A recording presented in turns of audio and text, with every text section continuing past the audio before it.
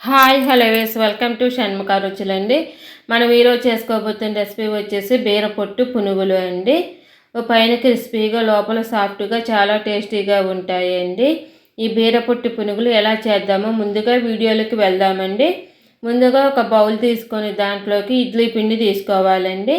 నాకు ఇక్కడ 2 లేక 3 అయ్యే ఇడ్లీ పిండి తీసుకున్నానండి.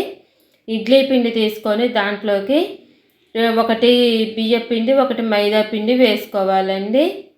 ఒకటి బియ్యపిండి ఒకటి మైదా పిండి వేసుకున్నాక నేను 2 సమానంగా తీసుకున్నానండి.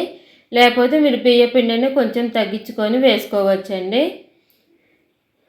2 సమానంగా తీసుకున్నాక దాంట్లోకి ఒక రెమ్మ కరివేపాకు, సన్నగా కట్ చేసుకున్న పచ్చిమిరపకాయలు, తర్వాత సన్నగా కట్ చేసుకున్న అల్లము చిన్న ముక్క వేసుకున్నాక దాంట్లోకి ఒక 1/2 టీ స్పూన్ జీలకర్ర, సన్నగా సన్నగా గ్రైండ్ చేసుకొని వేసుకున్న బీరపొట్టు అంటే మిక్సీ తిప్పుకోవాలండి. తర్వాత సన్నగా కట్ చేసుకున్న ఉల్లిపాయలు కూడా వేసుకున్నాక దాంట్లోకి ఒక 1/2 టీ స్పూను సోడా ఉప్పు, ఒక తగినంత ఉప్పు కూడా వేసుకోవాలండి. వేసుకొని ఇదంతా బాగా కలిసేటట్టు ముందుగా కలుపుకోవాలండి. ఉప్పు ఎక్కువ పట్టదండి, చూసి వేసుకోవాలండి. ఉప్పు ఎక్కువ పట్టదు, ఎందుకంటే ఉప్పు ఎక్కువ వేస్తే చాలా ఉప్పు ఎక్కువ అయిపోతుందండి. అయితే ఉప్పు కూడా వేసుకున్నాక అంతా కలిసేటట్టు బాగా కలుపుకోవాలండి ముందుగా. ఎందుకంటే బీరపొట్టులో వాటర్ ఉంటుందని, మనం తీసుకున్న ఇడ్లీ పిండిలో కూడా వాటర్ ఉంటుందండి కదా. అన్నీ కలిసేటట్టు బాగా కలుపుకున్నాక కొంచెం కొంచెం వాటర్ పోసుకుంటూ అంతా కలుపుకోవాలండి. కొంచెం కొంచెం వాటర్ పోసుకుంటూ లూజుగా కాకుండా మరీ గట్టిగా కాకుండా కలుపుకొని చిన్న చిన్న పునుగుల్లాగా వేసుకోవాలండి. కొద్దిగా వాటర్ పోసుకుంటూ. మా వీడియో కనుక ఫస్ట్ టైం చూస్తున్న వాళ్ళైతే మా ఛానల్ని సబ్స్క్రైబ్ చేసుకోండి.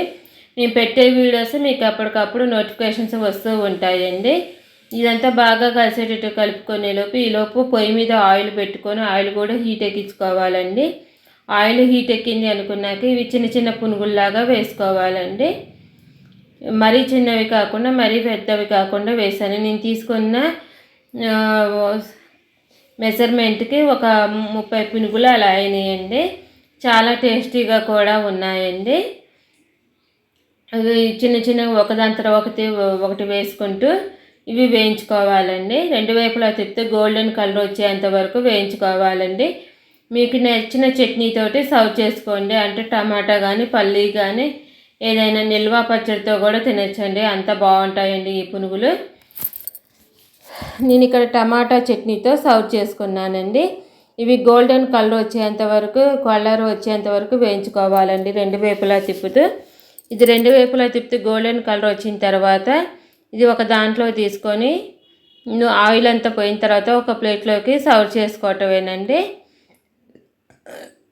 మీకు నచ్చిన చట్నీతో సర్వ్ చేసుకోండి. నేను టమాటో చట్నీతో సర్వ్ చేసుకున్నానండి. ఎంతో టేస్టీగా ఉండి ఈ బీరపొట్టు పునుగుల్ని ఒక ప్లేట్లో తీసుకొని టమాటా చట్నీ, సన్నగా కట్ చేసుకున్న ఉల్లిపాయ ముక్కలతోటి సర్వ్ చేసుకుంటేనే ఎంతో టేస్టీగా ఉండి ఈ బీరపొట్టు పునుగులు మీకు నచ్చినట్లయితే మా వీడియో మీకు నచ్చినట్లయితే లైక్ చేయండి, షేర్ చేయండి, సబ్స్క్రైబ్ చేసుకోండి. సబ్స్క్రైబ్ చేసుకోవడం మాత్రం మర్చిపోమాకండి. ప్లీజ్ సబ్స్క్రైబ్ అండ్ లైక్ చేయండి. Thank you for